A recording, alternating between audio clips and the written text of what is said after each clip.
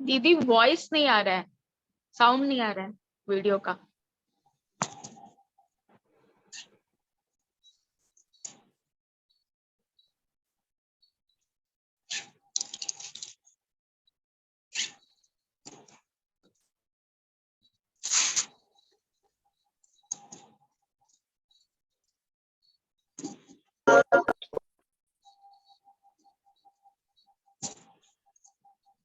मेरी आवाज आ रही है? हाँ दीदी। अच्छा ओके, मैं दोबारा check.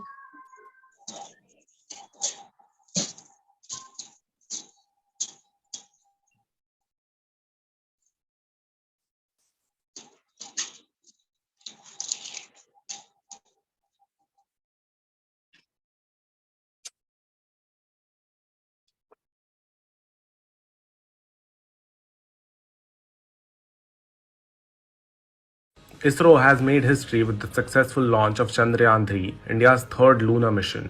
Behind the record set by Chandrayaan 3 and ISRO, many Indian women have also made significant contributions. Their brilliance and knowledge have captivated the world. Unfortunately, only a few among us may know about them. Ritu Karidhal. ISRO's scientist Ritu is the director of the Chandrayaan 3 mission. She previously served as the Deputy Operations Director for the Mars Orbiter mission. She is also known as the Rocket Woman of India and manages her role as a mother of two alongside her responsibilities at home and ISRO. Her multitasking abilities are commendable and she has authored several research papers as a space scientist. हम सब कितना खुश होंगे आप अंदाजा नहीं लगा सकते।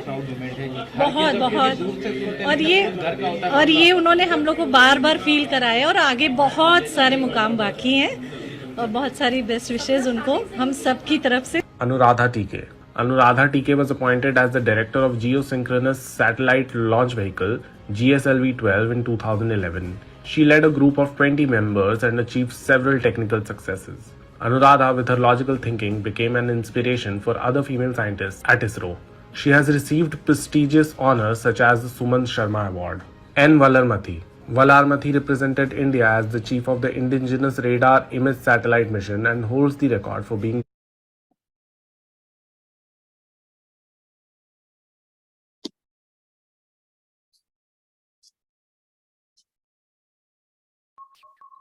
नमस्कार सभी को।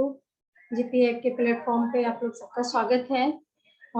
आज हम लोगों का टॉपिक एज यू आप लोग सब लोगों ने देखा होगा, कुछ झलकियाँ समझ गए होंगे कि किस टॉपिक को हमने लिया है। ये हम लोगों का बहुत ही इम्पोर्टेंट है और आज कल हम लोगों का इंडिया चांद पे पहुंच गया। पहले हम लोग सोचा करते थे कि चांद पे जाना है, 4 कंट्रीज ट्राई किए, इंडिया उनमें से 4 नंबर पे था, बट इसमें जो साउथ पोल पे इंडिया पहला नंबर फर्स्ट टाइम इंडिया का ही गया है। तो ये बहुत ही प्राउड मोमेंट है हम लोग सबके लिए। मैं भारती दीदी को एज अ होस्ट इनवाइट करती हूँ। भारती दीदी, थैंक यू दीदी। या नमस्कार आप सभी दीदी और दादाओं को। जैसा कि हम अभी वीडियो में देख रहे थे कि कैसे हमारा जो चंद्रयान 3 है एक बड़ा सक्सेस किया है और उसके पीछे जो महिलाएं हैं, विमेन साइंटिस्ट जो हैं, उनका कितना भागीदारी था और बहुत प्राउड मोमेंट था कल का शाम 6:04 पे जब हमारा चंद्रयान 3 का लैंडर मून के साउथ पोल पर पहला कंट्री था जो लैंड किया और साथ ही साथ उसका रोवर जो है प्रज्ञान वो भी बाहर निकल गया है लैंडर से। तो बहुत ही प्राउड मोमेंट है क्योंकि इंडिया फर्स्ट कंट्री है और बहुत ही कम बजट में और बहुत ही मेहनत से सारे साइंटिस्ट ने वहां तक के मुकाम को हासिल किया है। और हमारे प्रधानमंत्री ने भी कहा है कि चंदा मामा अब दूर के नहीं टूर के हैं। बचपन से हम लोग सुनते थे एक पोयम की चंदा मामा दूर के हैं, अब टूर के, अब हम टूर पे भी जाएंगे कुछ दिनों में। तो बहुत ही प्राउड मोमेंट है। तो सबसे पहले इसके पीछे, इस अचीवमेंट के पीछे स्पेशली जो विमेन साइंटिस्ट है, जो विमेन है, उनका क्या भागीदारी रहा, इस पे हम आज चर्चा करेंगे। और साथ ही साथ एक तरफ हम देख रहे हैं कुछ महिलाएं जो women as a women scientist चांद तक, स्पेस तक, मंगलयान में बहुत लीड की है, और साथ ही साथ हम देखते हैं other side, flip side of the coin की बहुत सारी महिलाएं हैं जिनको उनके लिए लाइवलीहुड पाना ही बहुत मुश्किल हो जाता है, जैसा कि हमारा आज का टॉपिक भी है, they search for earth below their feet. तो बहुत एक तरफ एक टू हाफ्स में हमारा वर्ल्ड डिवाइड है, जहाँ पे एक विमेन बहुत सफर कर रही है और एक विमेन है जिनको एक प्लेटफॉर्म मिलता है, एक्सपोजर मिलता है, तो वो आकाश जैसे मुकाम को भी चूम लेती है। तो आज इसी टॉपिक पे हम चर्चा करेंगे। तो सबसे पहले मैं इनवाइट करना चाहूंगी हरानंद दादा को। काइंडली आप इस टॉपिक पे अपने विचार व्यक्त करें दादा। आपकी खुशी देखकर लग रहा है कि चांद पे नील आर्मस्ट्रांग की तरह आप भी उतर चुकी हैं। बहुत अच्छी बात है, मुझे भी बहुत अच्छा लग रहा है आपकी खुशी आपके चेहरे पर जाहिर हो रही, और ये बहुत स्वाभाविक भी है। आपने जो एक बड़ी अच्छी बात कही कि इस कहानी के दो सिरे हैं। एक जो त्रासदी का सिरा है कि महिलाएं किस तरह जिंदगी से जूझ रही हैं और रोटी पानी दवा मकान शिक्षा के लिए जूझ रही हैं। दूसरी तरफ हमारी वो महिलाएं हैं रितु जी की तरह और अनुराधा जी की तरह, जो कि इस मिशन में पूरे देश का नाम अंतर्राष्ट्रीय स्तर पर उन्होंने किया है और महिलाओं का भी नाम अंतर्राष्ट्रीय स्तर पर उठाया है। मैंने पिछली चर्चा में भी ये बात कही थी कि हम लोग मैत्रेयी और मदालसा सबकी बात करते हैं, वो बहुत अच्छी बात है। उन महिलाओं ने भी अपनी पीढ़ी में और आगे की पीढ़ी के लोगों को प्रेरित किया। और मैं जब स्कूल में था तो मैथिली शरण गुप्त की यशोधरा एक काव्य थी, आप लोगों ने कुछ अगर पढ़ा होगा तो उसमें जब सिद्धार्थ घर छोड़कर महल छोड़कर चले जाते हैं तो यशोधरा छोटे बच्चे राहुल को लेकर महल में रह जाती हैं। और उस पर लिखा था मैथिली शरण गुप्त ने, अबला जीवन हाय तुम्हारी यही कहानी, आंचल में है दूध और आंखों में पानी। तो ये सबके स्कूल के सिलेबस में होगा, आप लोगों ने कभी न कभी पढ़ा होगा जरूर। तो अब वो नारी अबला नहीं रही। वैसे मैं कभी कोई सोचता हूँ उस दिन पूनम जी की बात जो मैंने सुनी कि हर दिन 3-4 कॉल आता है महिलाओं का तलाक के लिए, तो अगर हिंदू मैरिज एक्ट उसमें होता तो उसकी सेक्शन 13 जो है डिवोर्स की सेक्शन है, उसके तहत यशोधरा भी ये प्रोसेस कर सकती थी कि माय हस्बैंड हैज डिजर्टेड मी, छोड़कर चले गए हैं और मुझे भी तलाक चाहिए, पर उन्होंने ऐसा नहीं किया। तो ये दोनों सिरे हैं जिनको पकड़ के चलना पड़ेगा, क्योंकि ये बात सही है। देखिए अभी रितु जी के बारे में जो छोटी सी अभी कमेंट्री सुन रहा था मैं और आप लोग भी सुन रहे थे, उसमें एक बड़ी अच्छी बात कही गई कि अपने घर गृहस्थी को और सबको परिवार को भी संतुलित करके लेके चल रही, और इसके साथ साथ देखिए कितना अच्छा काम करें। या अनुराधा जी, जिन रितु जी को तो रॉकेट वुमन ही कहा जाता है, आप सभी जानते हैं। या अनुराधा जी स्वयं एक lead role pivotal role play किया उन्होंने, लेकिन इन सारे लोगों ने घर को भी परिवार को साथ रखा। ये एक जो बैलेंस है ये बहुत बड़ी चीज है। और मुझे ऐसा लगता है कि जहां तक इस पक्ष की बात है, वो गरीबी और महिलाओं के विकास का वो अलग पहलू है, मैं उसमें आता हूं। मैं जो देख रहा हूं और पूनम जी जैसे लॉयर्स हैं वो इस बात को रोज महसूस कर रही हैं कि ये जो महिलाएं आगे बढ़ रही हैं तो बहुत अच्छी बात है, पर अगर उसके साथ ये लोग अनुराधा जी की तरह और रितु जी की तरह अगर परिवार को भी लेकर साथ चल सके तो ये और भी सोने में सुहागा वाली बात है, मणि कांचन संजोग जिसको हिंदी में कहते हैं। तो मुझे ऐसा लग रहा है कई बार कि बढ़ती हुई जो अभी डिवोर्स रेट है वर्ल्ड की, इस पर भी पहले चर्चा आप लोगों ने की है, तो ये चिंताजनक है। और ये कहीं से ये मुझे खासकर अगर जेंडर बायस इसे न समझें आप लोग, तो ऐसा ये जो मेल जेंडर को ये फीलिंग आ रही है अक्रॉस द होल वर्ल्ड, मैं पूरी दुनिया की बात कर रहा हूँ क्योंकि मैं काफी लोगों संपर्क में हूँ जो इस देश से बाहर है और मेरे करीबी लोग हैं बहुत। तो उन लोगों का ये कहना है कि अब जो महिलाएं पढ़ लिख रही हैं वो सोच रही हैं कि नहीं, husband should be at my command. मैं ये नहीं कह रहा हूं कि पति मेरा गुलाम हो जाए, लेकिन पति मेरा आदेशपाल बन जाए, ऑर्डरली बन जाए, जो सरकार का एक शब्द मैं यूज कर रहा हूँ, क्षमा चाहूंगा भारती जी से। तो ये एटीट्यूड जो है मैंने इस संस्था में भी with due respect to our concept of revolutionary marriage, मैंने इस संस्था में भी बहुत अच्छे परिवारों को टूटते बिखरते देखा है, जिन्होंने आरएम किया। ये एक अलग मुद्दा है जिस पर अलग से चर्चा कभी होनी चाहिए। तो ये चिंताजनक विषय है कि अगर अनमार्गी रिवोल्यूशनरी मैरिज कर रहा है, लड़कियां आगे बढ़नी, बहुत अच्छी बात है, कौन नहीं चाहेगा। ठीक है, मेरी बेटी नहीं है, पर मेरी बेटी होती तो मैं भी चाहता कि वो बहुत अच्छा करे, भारती जी की तरह कहीं जमुई जैसी जगह में पोस्टेड रहे। तो वो हर कोई माता पिता चाहता है कि बच्चे अच्छा करें और बेटी और बेटे में कोई भेदभाव नहीं। तो ये तो प्रेरणा का स्रोत। एक और उसमें प्रश्न जुड़ा हुआ था सप्लीमेंट्री आज के विषय में कि कैसे इस ओर बढ़ा जाए। तो मैं देख रहा था ऐसे ही कि इसरो में या इस तरह की चीजों में प्रवेश करने के लिए आजकल एस्ट्रोनॉमी की पढ़ाई हो रही है, एस्ट्रोफिजिक्स की हो रही है, हेलियोफिजिक्स की हो रही है, सोलर फिजिक्स पर अलग कोर्सेज चल रहे हैं। मतलब 50 ऐसे कोर्सेज हैं जिसको महिलाएं कर सकती हैं।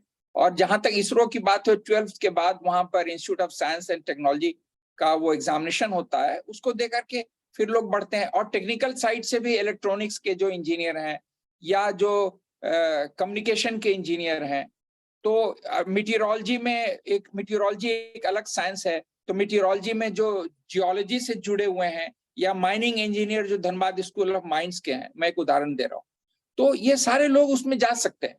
और महिलाएं अब बड़ी संख्या में जा रही हैं। और फिजिक्स के वर्ल्ड में आप लोग जानते हैं कि जैसे MIT तो है ही, मेरे एक बहुत करीबी मित्र की बेटी MIT में फिजिक्स कर रही है। उसके पहले वो जर्मनी में थी, जिसमें फिजिक्स का जो वर्ल्ड का बेस्ट इंस्टीट्यूट माना जाता है अभी भी।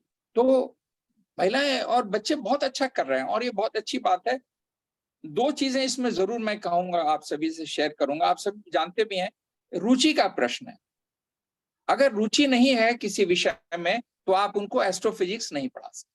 और एक बुनियादी चीज जो मैंने समझा है, आप लोग भी सभी जानते हैं कि साइंस के जितने भी स्ट्रीम्स हैं या इंजीनियरिंग के जितने भी स्ट्रीम्स हैं, उसमें मैथमेटिक्स जो है बहुत पिवटल रोल प्ले करता है।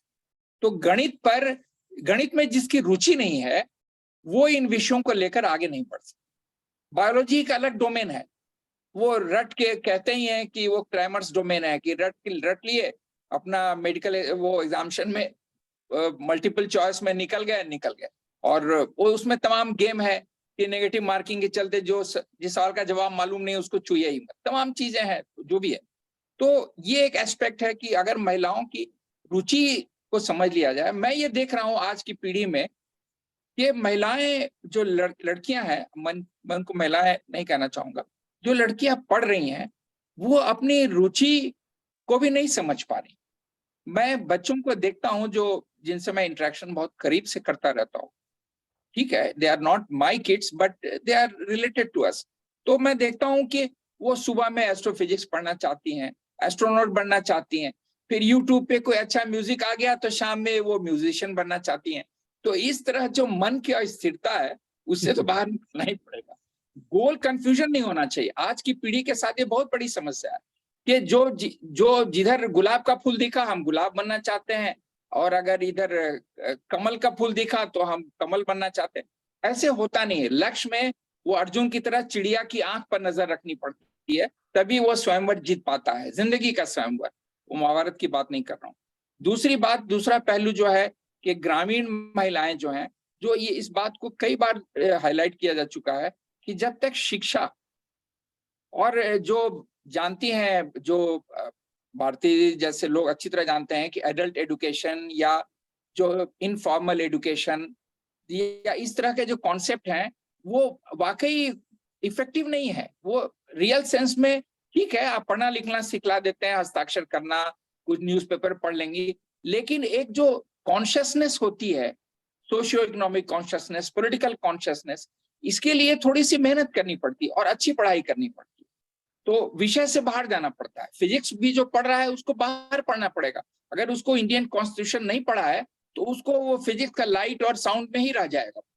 तो ये एक अलग डोमेन है। इसीलिए भारत में लिटरेसी रेट बढ़ा है, no doubt about it, in all the states, specially in Bihar, Jharkhand, जहां से आप लोग को मैं देख रहा हूँ। तो लेकिन have the women really learn the skills of life? या देश काल परिस्थिति में क्या चल रहा है, क्या महिलाएं सीख पाई हैं?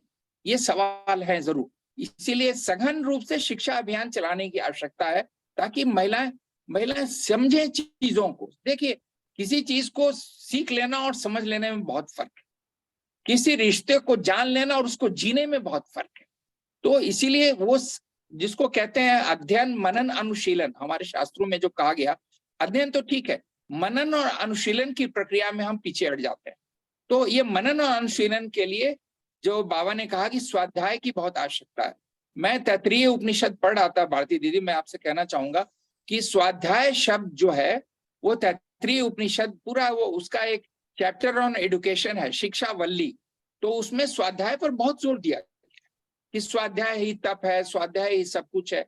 और उसी में जो अंतिम उसका है शिक्षावल्ली का तैत्तिरीय उपनिषद में जो कॉन्वोकेशन एड्रेस है, जो गुरु जी अपने विद्यार्थियों को गुरुकुल में विदा करते समय बोल रहे हैं, मैं तो कह रहा हूं कि हर स्कूल में, यूनिवर्सिटी में वो चीजें अंग्रेजी में लिख करके सामने दीवार पर रहनी चाहिए। वो आज भी कन्वोकेशन एड्रेस उससे अच्छा दुनिया में नहीं माना गया जो तैत्तिरीय उपनिषद में शिक्षावल्ली में लास्ट में कहा गया है। Everybody should go through it. तो मैं ये कह रहा हूं कि all should go through these things. हमारी संस्कृति के जो धरोहर हैं, जो अमूल्य विरासत है, तो उनमें जाना पड़ेगा थोड़ा सा, क्योंकि आज जो हम वसुधैव कुटुंबकम की बात कर रहे हैं वो भी एक संस्कृत का ही श्लोक है, अयम निजा परोवेति गणना लघु चेतसाम उदार चरिता नाम तो वसुधैव कुटुंबकम। तो थोड़ा सा अंदर पानी में उतरना पड़ेगा, और जिन डूबा तिन पाइया गहरे पानी पैठ, हम वोरा डूबन डरा रहा किनारे बैठ। तो ये एक बात जरूर मैं हाईलाइट करना चाहूंगा। बाकी ये है कि जब तक इकोनॉमिक जस्टिस नहीं मिलेगा तब तक सोशल जस्टिस भी नहीं मिलेगा। बाबा ने इसको स्पष्ट कर दिया है कि सामाजिक न्याय, जब तक महिलाएं अपने पांव पर खड़ी नहीं होंगी, आर्थिक रूप से स्वावलंबी नहीं होंगी, तब तक ये सामाजिक न्याय की बात जो है वो किताबों में तो पढ़ी जाएंगी, भारतीय संविधान में भी पढ़ने में अच्छी लगेंगी, पर व्यावहारिकता में होगा नहीं। आज मैं जिन महिलाओं को इस मंच पर देख रहा हूं, मैं देख रहा हूं कि उनमें से बहुत सी महिलाएं आर्थिक रूप से भी बहुत स्वावलंबी हैं और अपनी आवाज बुलंद कर पा रही हैं। ठीक है, वो परिवार को भी चला रही है। कुछ लोग स्वावलंबी नहीं भी है, मीरा जी जैसी तरह लोग, लेकिन उनकी आवाज में दम है, वो बोलना चाहती हैं, बोल सकती हैं। तो ये जो पिछली बार भी मैंने कहा था करेज की बात, गांव हो, शहर हो, शिक्षा हो, अशिक्षा हो, अगर बोलने का साहस आदमी में आ जाए तो जिंदगी में आगे बढ़ सकता है। That was all from me. I would like to listen to others. Thank you. Thank you दादा। थैंक यू दादा। दादा ने बहुत अच्छे से बताया कि एक्चुअल रूट कॉज क्या है, जो ये डिस्पैरिटी हम देख रहे हैं वुमेन्स के बीच में, have and have not of women का, वो बेसिकली जो है इकोनॉमिक एम्पावरमेंट का दादा ने जोर दिया है कि जब तक, और बाबा ने भी बोला है, जब तक इकोनॉमिक एम्पावरमेंट नहीं होगा तब तक सोशल एम्पावरमेंट नहीं होगा। और असली सेंस में भी एम्पावरमेंट मतलब आपका इकोनॉमिक से ही आता है। जब तक आपके पास परचेजिंग कैपेसिटी नहीं होगा तो आपका बात कोई नहीं सुनता है, घर में भी लोग नहीं सुनते हैं। तो ये दादा का बहुत ही जो था मेन पॉइंट था। थैंक यू दादा। नाउ एक रिक्वेस्ट, पूनम दीदी काइंडली आप अपने विचार व्यक्त करें। पूनम दीदी। नमस्कार सभी को, मेरी आवाज आ रही है? हाँ दीदी। पहले पे तो आप सबों को बहुत बहुत बधाई कि चंद्रयान हमारा बहुत सुरक्षित लैंड कर गया, वो भी साउथ पोल पे, जो आज तक दुनिया में कोई नहीं कर सका था। हम लोग इसके लिए एक आज उत्सव के रूप में से मना रहे हैं। और दूसरी तरफ हम लोगों ने देखा कि उस टीम में लगभग 54 महिलाएं, 54 महिलाएं, जिसमें कुछ इंजीनियर और कुछ साइंटिस्ट थी। इवन की जो लीडर्स हैं, जो डायरेक्टर्स हैं, उनमें भी महिलाएं हैं। और इससे पहले भी मंगल मिशन में भी हमने देखा था कि उसके डायरेक्टर में भी एक लेडी थी। जितने भी अभी हम देख रहे हैं, 54 नंबर्स कोई छोटा नंबर नहीं होता है। इसके बाद हम देखेंगे कि बहुत सी महिलाएं होंगी जो कि अभी स्टडी कर रही होंगी, बहुत से हैं जो इंटर्नशिप कर रहे होंगे। इट मीन्स कि ये नंबर काफी बड़ा हो चुका है। डेटा अभी हमारे पास नहीं है, क्योंकि ये कल ही हुआ और हम लोगों ने बहुत मतलब जल्दीबाजी में इस टॉपिक को रखा, तो हमारे पास डेटा बहुत कम थे। फिर भी हम लोगों ने सोचा कि चूंकि ये करंट टॉपिक है तो थोड़ा सा इस पे हम लोगों को डिस्कस करना चाहिए, ताकि कुछ लोग तो इससे जरूर प्रेरणा लें। स्पेशली जो लड़कियां आज हैं, उससे प्रेरणा लेकर जरूर कुछ सीखेंगी। ठीक है, दादा ने कहा कि आज लोगों का रोल मॉडल कुछ और होता है, सुबह कुछ और है, शाम को कुछ और होता है। बहुत से लोग अभी बहुत स्टेबल माइंडसेट के नहीं है, लेकिन ये बात है कि कभी जो हम बचपन में कोई चीजें देखते हैं तो उसका माइंड पे इफेक्ट होता है। जैसे मैं खुद अगर बताऊं तो मुझसे लोग पूछते हैं कि आपके दिमाग में कब ये बात आई कि आपको एडवोकेट बनना है। तो जब मैं 6-7 में पढ़ती थी, घर में दूरदर्शन पे एक टीवी पर एक फिल्म आ रही थी, रेखा की वो फिल्म थी, ये आग कब बुझेगी। उस वक्त दहेज का बहुत ज्यादा चलन होता था। उसमें ये दिखाया गया कि एक लेडी एडवोकेट कैसे वो अपने लिए तो नहीं कर पाई, लेकिन दूसरी महिला के लिए वो न्याय के लिए लड़ी, जिसको एक लड़की को घर में आग में जला दिया गया था, उसको वहां न्याय मिल पाया। वो सुनील दत्त की फिल्म थी, जो पुराने लोग हैं उन लोगों ने शायद देखा भी होगा। उस वक्त की बहुत अच्छी फिल्म थी। तो मैं उस वक्त बस 6 या 7 में पढ़ती थी, बल्कि मेरी दिमाग क्लासेस में स्कूल में पूछा जाता है कि आप क्या बनना चाहती है। बस नेक्स्ट डे स्कूलों में अक्सर पहले पूछा जाता था बच्चों को हर एक क्लास में कि आप क्या बनना चाहते हैं बड़े होके। तो ज्यादातर बच्चे बोलते थे डॉक्टर बनना चाहते हैं, कोई ये नहीं बोलता था कि साइंटिस्ट बनना चाहते हैं। उस वक्त मैंने कहा कि मैं एडवोकेट बनना चाहती हूँ। तो एक लड़का मेरे क्लास में पढ़ता था, वो थोड़ा कमेंट के टोन में बोला कि सर ये कल टीवी देख करके आई है, तो कल फिल्म देखी होगी और आज इसको मन कर रहा है एडवोकेट बनने का। लेकिन वो एडवोकेट बनने का जो ख्वाब था, वो ऐसा नहीं था कि सुबह हुआ शाम को बदल गया। बहुत सी परिस्थितियां आई। लॉ में एडमिशन लेने के पहले भी लोगों ने कहा कि बहुत लंबा कोर्स है, ये देख लो हो पाएगा कि नहीं हो पाएगा। लेकिन माइंड में अगर बन जाता है कम एज में, दिमाग में अगर कोई बात, तो वो हो जाती है सेट कि मुझे ये काम करना है। तो हो सकता है आज जो लड़कियां देख रही हैं उनके दिमाग में हो, ये इससे बहुत प्रतिष्ठा मिलती है, सम्मान मिलता है। तो पैसा नहीं भी मिले तो सम्मान के लिए भी समाज में लोग बहुत काम करते हैं। तो हमारा उद्देश्य यही है कि हमारे इस डिस्कशन से भी कुछ लोगों को लगे कि नहीं, ये बहुत सम्मान की बात है अगर महिलाएं ऐसा करती हैं तो। और हम उन्हें सम्मान भी दे रहे हैं इस फोरम के माध्यम से। हम अपने मतलब तहे दिल से हम अपना सम्मान उन्हें ज्ञापित करते हैं कि हम उन्हें सम्मान देते हैं कि जो त्याग कर रही हैं, तपस्या कर रही हैं, और मेंटल वर्क से जो लोगों ने महिलाओं को गौरवान्वित किया है, उसके लिए हम सभी आभारी तो जरूर हैं उनके। क्योंकि अगर कोई अच्छा करता है किसी समुदाय से तो सब पूरे समुदाय का नाम होता है। आज अगर कोई महिला अच्छा कर रही है तो सभी महिलाओं को गर्व का अनुभव तो जरूर हो रहा है। इससे पहले लोगों के मन में ये जो भाव रहता था कि महिलाओं का मेंटल लेवल थोड़ा सा कम होता है, वो हर चीज को सेंटिमेंट के आधार पे देखती हैं। तो इससे पहले भी हरानंद दादा यहाँ पे मौजूद हैं, उन्होंने देखा होगा जब कसाब को फांसी देने की बात थी तो एग्जीक्यूशन के लिए वहां पे महिला ऑफिसर को तैनात किया गया था, और उन्होंने बहुत अच्छे से बखूबी उस रोल को निभाया था। यानी कि हर एक रोल को महिलाएं निभा रही हैं। एग्जीक्यूशन कोई आसान काम नहीं होता है, जो माइंड का स्ट्रांग आदमी नहीं होगा वो नहीं करा सकता है। तो जो लोग हैं उस फील्ड से उसको समझ रहे होंगे। कभी कभी पुरुषों के लिए भी वो कठिन होता है, महिलाएं तो महिलाएं ही हैं, लेकिन आज महिलाएं लगता है कि उस सेंटिमेंट से ऊपर उठ गई हैं, अपनी ड्यूटी को समझने लगी हैं। जब इतने टफ, दुनिया का सबसे टफ काम मैं समझती हूँ कि किसी को एग्जीक्यूट करा देना और उस वहां पे ऑर्डर को फॉलो करना नियम के तहत, वो होगा। या दूसरा तो ये जो मेंटल लेवल में ये सबसे अभी तक का सबसे ऊंचा काम जो दुनिया के साइंटिस्ट नहीं कर पाए, वो हमारे देश की महिला साइंटिस्टों ने उस पर करके दिखाया है। तो मैं, चूंकि हमारे पास बहुत डाटा नहीं है और हम बहुत अभी डाटा में जाना भी नहीं चाहते, लेकिन जिस पिक्चर्स हमारे सामने आए हैं उन पिक्चर्स के आधार पे मैं ये जरूर कहूंगी कि हम लोग एक नए पैराडिग्म की तरफ शिफ्ट हो रहे हैं। मेरी तरफ से अभी इतना ही, और मैं आगे लोगों से सुनना चाहूंगी।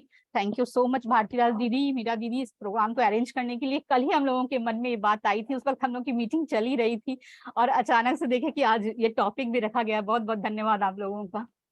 थैंक यू दीदी।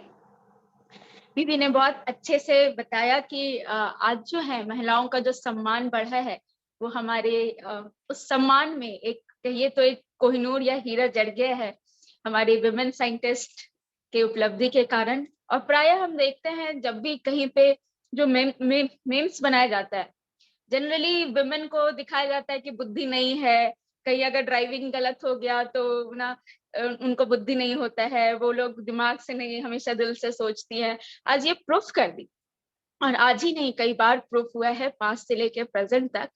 देखिए हर समुदाय में अलग अलग आईक्यू लेवल के लोग होते हैं, और no doubt women emotional quotient उनका बहुत ज्यादा होता है।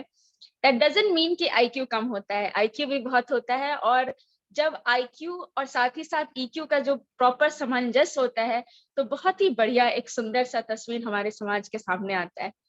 तो अब हम आगे बढ़ते हैं, संतोष पांडुरंग दादा से सुनेंगे उनके विचार। संतोष दादा।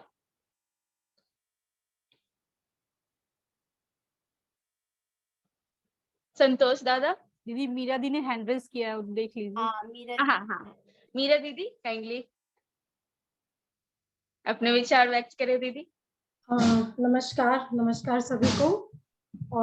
फर्स्ट ऑफ ऑल तो कांग्रेचुलेशन सभी को कि हमारा भारत प्राउड मूवमेंट है हम लोग सबके लिए, और महिलाओं के लिए इसमें महिलाओं का जो योगदान है उसको हम लोगों को आज लेने का मकसद ये था कि हम लोग हमेशा हिस्ट्री की बातें करते हैं, गार्गी, मैत्री, अहिल्याबाई, बाबा ने और भी कितनी महिलाओं का, मदालसा का वर्णन किया है। इतिहास गवाह है कि हम तब भी जब समाज में महिलाएं बोल नहीं पाती थी तब भी हम राजनीतिक कार्य हो या फिर समाज में स्ट्रगल करना हो, अगर इस इवन बहुत सारी ऐसी महिलाएं हैं, रानी लक्ष्मीबाई, झांसी की रानी, जो कि जब हमारा भारत ये स्ट्रगल कर रहा था आजादी की लड़ाई में उन्होंने पार्टिसिपेट किया। और आज जब युग चेंज होता आ रहा है, मॉडर्न युग आ रहा है, तो आज भी देखना है शिक्षा बहुत ही महत्वपूर्ण, जैसा कि हरानंद दादा ने बोला या पूनम दीदी बोली, शिक्षा का बहुत महत्वपूर्ण योगदान है जीवन में। आप शिक्षित सबसे पहला इम्पोर्टेंट है कि अगर बाबा ने बोला है शिक्षित होना बहुत ही जरूरी है। उसके बाद फाइनेंशियल इंडिपेंडेंट सेकेंड नंबर पे आता है। फर्स्ट नंबर पे भी कुछ जगहों पे हमें देखना पड़ता है कि अगर परिस्थिति है तो फाइनेंशियल इंडिपेंडेंट की भी जरूरत है। मैं अपने बारे में बता दूं कि मैं जब मेरे बच्चों के साथ मैं उन्हीं के स्कूल में ही जाया करती थी, मुंबई में केवी मानपुर में मैं बच्चों के साथ जाती थी, पढ़ाती थी। जब मुझे लगा कि नहीं बच्चों की स्टडी की जरूरत है और मुझे लगा कि मेरी रिक्वायरमेंट है बच्चों की, मैंने जॉब छोड़ दिया। लेकिन अगेन आप लोगों को मैं बता दूं, दादा शायद नहीं जानते हैं, मैं आज भी इंडिपेंडेंट हूँ और मैं अपना घर से ही मेरी फाइन आर्ट क्लासेस चलती रहती है। सो मुझे मेरे लिए ये जरूरी नहीं है कि मैं ऑफिस में वर्क करूँ। मेरा इंडिपेंडेंस मेरा मानसिक थॉट है, मेरा इंडिपेंडेंट मेरा कॉन्फिडेंस है। यही कॉन्फिडेंस के लिए आज हमने एक क्लास रखा। आप अपने कॉन्फिडेंस को बनाएं, जब शिक्षा होगा तो आपके पास कॉन्फिडेंस भी आएगा और एक समाज में आप एक नया उदाहरण सेट करेंगी। आज हमारा दूसरा एक और टॉपिक है कि कुछ महिलाएं तो चांद पे पहुंच गई हैं। There is no limit of their thought sky, उनके लिए कहीं एंड नहीं है। पर कुछ ऐसी भी हैं जो कि आज भी दबी हुई हैं, जमीन में कदम रखने के लिए स्ट्रगल कर रही हैं। उन महिलाओं के लिए आज का ये जो सेशन रखा गया है, इसका पर्पस यही है कि शिक्षा आपके जीवन में बहुत महत्वपूर्ण रोल करेगा। जब तक आप शिक्षा के लिए जागरूक नहीं होंगे, आप स्ट्रगल आपका सामना होगा, आपको देखने की, समाज को देखने की नजरिया चेंज होगा। साथ ही साथ जैसा कि दादा ने बोला कि आज हम सूडो फेमिनिज्म की तरफ ना जाए, परिवार को बैलेंस ले करके चले। हमें ये प्रूव करने की जरूरत नहीं है कि मैं तुमसे आगे हूँ, मैं जहाँ हूँ आई एम हैप्पी, मैं बहुत खुश हूँ, लेकिन परिवार को भी साथ में लेकर के चलना। क्योंकि कहा जाता है, एक बार एक कोई कहानी बता रहे थे कि बाबा बहुत गुस्सा हो रहे थे कुछ दीदियां पे, और दादा लोग भी सेम गलती किए थे, तो दादा लोगों पे बाबा नहीं कुछ बोल रहे थे प्यार से। तो बहुत उनको अंदर से क्रोध आ रहा था कि बाबा मुझे ही क्यों, लड़कों को क्यों नहीं बोल रहे हैं, पुरुषों को। तो बाबा के पास गए तो बाबा बोले कि अरे वो तो बैल बुद्धि है, वो तो नालायक, तुमको बहुत रिस्पॉन्सिबल होना पड़ेगा। उनको कुछ जगहों पे उनको छोड़ा जा सकता है, तुम्हारे ऊपर रिस्पॉन्सिबिलिटी एक परिवार की है, उससे भी ऊपर है तुम माँ बनने का लाइबिलिटी मदर के ऊपर है। तो हम इस चीज से भी विमुख नहीं हो सकते हैं कि हमें माँ बनना है तो हमारी उस रिस्पॉन्सिबिलिटी को हम छोड़ दें और निकल लें। हमें उन सारी चीजों को बैलेंस लेकर के चलना है। आज जॉब के बावजूद मैं अपनी बेटियों को सिखाती हूँ, क्या फर्क पड़ता है, आपको जॉब छोड़ने की जरूरत नहीं है, आप मैटरनिटी लीव के बाद सबैटिकल ले लें, आफ्टर दैट ज्वाइन कर ले, लीव विदाउट पे, क्या फर्क पड़ेगा। कुछ टाइम के लिए आपके पास फाइनेंशियल शायद ना हो, लेकिन अगेन आप कर सकते हैं। तो बैलेंस करने के लिए, और इसके लिए हमें किसी को प्रूव करने की जरूरत नहीं है कि मैं ही क्यों, तुम क्यों नहीं। मुझे अगर ये रिस्पॉन्सिबिलिटी परमात्मा ने मुझे ज्यादा दी है तो मैं उसको लूंगी, पॉजिटिवली लूंगी। और साथ साथ मैं अपने फाइनेंशियल इंडिपेंडेंट पे भी वर्क करना बहुत जरूरी है, क्योंकि जरूरी है, आपको कभी कभी प्रूव करना पड़ता है कि मैं फाइनेंशियली इंडिपेंडेंट हूँ। और अपने थॉट, अपने माइंड को इतना स्ट्रांग बनाएं कि सामने वाले आपको देखें और उनकी हिम्मत ना हो कि आपके सेल्फ रिस्पेक्ट को टच कर सके। तो बहुत जरूरी है अपने सेल्फ रिस्पेक्ट की रक्षा करना, चाहे आप हाउसवाइफ हो, चाहे आप वर्किंग हो। समाज में हर जगह आपको अपने सेल्फ रिस्पेक्ट की रक्षा करनी है, और साथ साथ समाज के सामने एक नया आपको आयाम भी सेट करना है। तो मैं इसी के साथ अपने शब्दों पर विराम देना चाहती हूँ। Thank you so much. Thank you दीदी। दीदी ने बहुत अच्छे से बताया कि जो डिस्पैरिटी दिख रहा है वो बेसिकली एजुकेशन उसका बहुत बड़ा रीजन है। अगर हमें इक्वल एजुकेशन मिलने लग जाए, और जैसा कि हरानंद दादा ने कहा है कि अगर उसे अपना रुचि पता चल जाए, और दादा ने एक एग्जांपल दिया कि रुचि चेंज होते रहता है, उसका मेरे दिमाग में एक सोल्यूशन आया है कि अगर हमारे शिक्षा व्यवस्था में डिफरेंट एक्टिविटीज करवाया जाए हर चीज का, और उसके बाद कंटिन्यूटी में कुछ महीने कुछ साल उससे वो एक्टिविटी कराया जाए, तो इससे उस बच्चे का कंसिस्टेंसी पता चलता है कि किस चीज में रुचि है। तो इस माध्यम से हम उसका रुचि उस बच्चे को भी रियलाइज हो जाएगा कि हमको एग्जैक्टली रुचि किस में है और कितने डेप्थ तक जा सकते हैं। तो इस तरह से हम, और जिसका जो रुचि है उस हिसाब से अगर हमारी शिक्षा व्यवस्था उसको एक प्लेटफॉर्म दे, तो हर कोई अपने अपने फील्ड में आसमान चूम सकता है। तो अब हम नेक्स्ट पार्टिसिपेंट की तरफ बढ़ते हैं।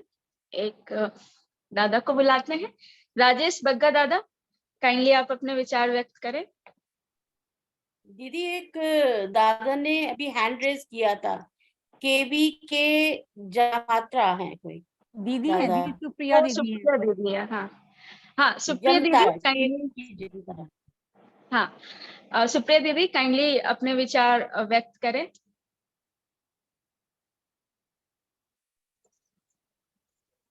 नमस्कार दीदी, सबको नमस्कार, प्रणाम।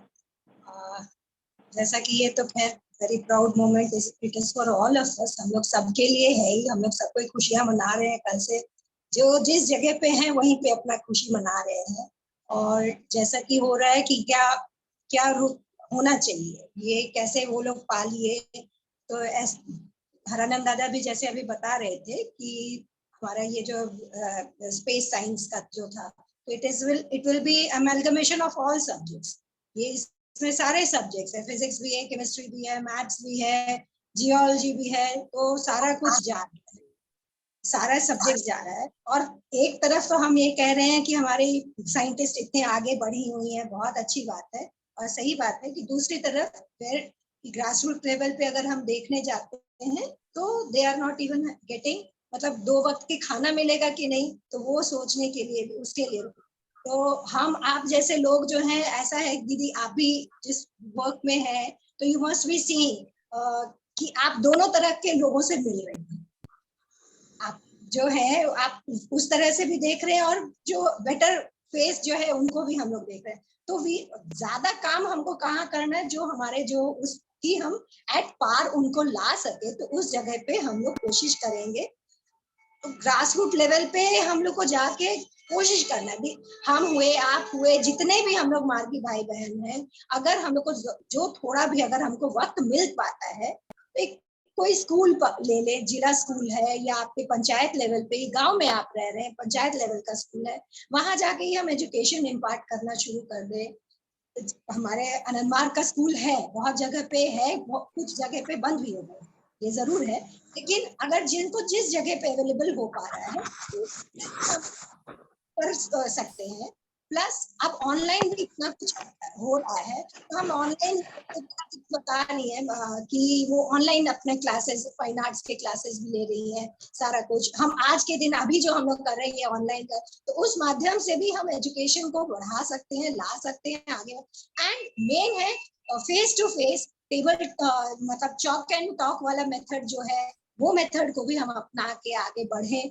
एजुकेशन बहुत इंपॉर्टेंट रोल करेगा। तो इसमें हमारा, हम लोग का, हम आपको, वी आर फॉर्चुनेट इनफ कि हमको इस ऐसा परिवार मिला, हमको ऐसे गुरु मिले, बाबा मिले कि जहाँ पे हम लोग, ठीक है, कोई जो भी पोजीशन ले लिया, कोई बहुत बड़े साइंटिस्ट हो गए, कोई बहुत बड़े एडवोकेट हैं, आप लोग जिस फील्ड में आप उसी में बहुत एक्सेल कर रहे हैं, but we have to be एकदम वो ग्राउंड लेवल को वो उसको पकड़े हुए हैं कि बहुत ज्यादा उस पे जाना नहीं है, भौतिकवादी हम लोग नहीं बन रहे हैं, हमको उस चीज को समझते हुए, plus role, what will be your role in family.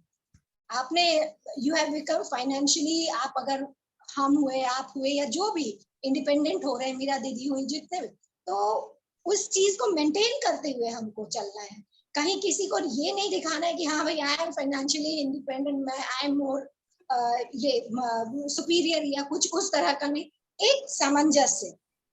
भाई चक्के दोनों हैं हम लोग, तो गाड़ी तो एक जैसे ही चलनी चाहिए, इधर उधर हो जाएगी नहीं तो फिर, तो वो सामंजस्य को मेंटेन करते हुए कि किसी की भावना को ठेस न लगे, लेकिन हाँ साथ में बाबा का जो काम है, बाबा का काम हुआ, या जो समाज का, बाबा का भी, बाबा समाज के ही काम के लिए बोल रहे हैं, तो हमको जो एजुकेशन जो है वो उस लेवल पे जब तक हम नहीं जाएंगे तब तक नहीं हो पाता। छोटी छोटी बातों का लेके सफाई, बहुत सारे मिशन अभी चल रहे हैं, अगर हम लोग इस तरह से देखने जाए, जो हमारे यहाँ जो चलता है, स्वच्छता अभियान चल रहा है, पर ड्रॉप पानी का सेविंग कैसे करना है उस पर चल रहा है, जो गाजर घास होता है उसको किस तरह से आप मतलब बेस्ट आउट ऑफ वेस्ट जो कहते हैं ना, जो वीड्स आपको मिल जा रहे हैं, तो उसको आप किस तरह से बेटर यूटिलाइज कर सकते हो, ये एजुकेशन इम्पार्ट करते रहना है। आप किस तरह से फैमिली को अच्छे चला सकते हैं, आप हर मतलब उनमें वो कॉन्फिडेंस हमको लेके आना है, डेवलप कराना है, सेल्फ हेल्प ग्रुप करा देना है। वो छोटे छोटे चीजों में वो अगर हम वो उनका सेल्फ हेल्प ग्रुप करा देते हैं, उनको टैग करा दे रहे हैं हम लोग बैंक से और इस सब से, तो वो बहुत ज्यादा, और वो छोटी छोटी खुशियां उनके जो दिखती है ना, वो मतलब जो आज जो हमारे साइंटिस्ट महोदया लोग के और हमारा पूरा वो सर्कल में जो दिख रहा है, वैसे उससे भी ज्यादा खुशी मिलेगी अगर आप छोटे छोटे बच्चों के बीच में और जो उनके बीच में अगर जाके उनको कुछ आप पढ़ा लिखा दो, तो वो भी उसी तरह का खुशी मिलता है। और हम लोग तो सब आनंद मार्गी हैं, तो वो खुशी देखने में भी बहुत अच्छा लगता है कि लगता है कि कुछ हाँ अचीव कर रहे हैं हम लोग, बाबा का कुछ एक छोटा गोल, मतलब एक बहुत बड़ा काम में हम एक छोटा सा योगदान दे पाए। जी दीदी नमस्कार, thank you so much. Thank you दीदी। दीदी ने बहुत अच्छे से कहा है कि कैसे हमको मटेरियल प्लस स्पिरिचुअल दोनों पाथ को एक सामंजस्य, एक बैलेंस करते हुए लाइफ जीना हमारा उद्देश्य होना चाहिए। ठीक है, एक तरफ अगर एक्सेल कर रहे हैं अच्छी बात है, लेकिन साथ ही साथ एक अच्छा इंसान भी बनना है हमें। अगर एक बहुत बड़े साइंटिस्ट बन रहे हैं तो साथ ही साथ एक बहुत अच्छे इंसान भी बने, एक बहुत अच्छे डॉक्टर बन रहे हैं तो साथ ही साथ एक बहुत अच्छा डॉक्टर भी बने। तो जो कि हम आनंद मार्ग के जो भी शिक्षा है उसमें बहुत अच्छे से ये सिखाया जाता है। और दीदी ने ये भी कहा है कि हमें जब जैसा मौका मिले हमें फील्ड में उतरकर और इस चीज को, इस बैलेंस लाइफ को सिखाने समझाने अपने जो नए जनरेशन है उसके लिए हमेशा तत्पर रहना चाहिए। ऑफलाइन ऑनलाइन, ऑफलाइन ज्यादा बेहतर है, but if not possible then online, जब जिस परिस्थिति में है जिस तरह से पॉसिबल हो सके हम इसको करें। थैंक यू दीदी। अब आई वुड रिक्वेस्ट शोभना दीदी। सॉरी दीदी, एक दादा हैं केबी के जमात्रा, अच्छा वो इन्हीं का ही है दीदी, आप अपने हैंड्स डाउन कर लीजिए, तो मुझे लगा आपका भी है। ठीक है, तो शोभना दीदी काइंडली अपने आप को अनम्यूट करें, दीदी का वीडियो आ रहा था।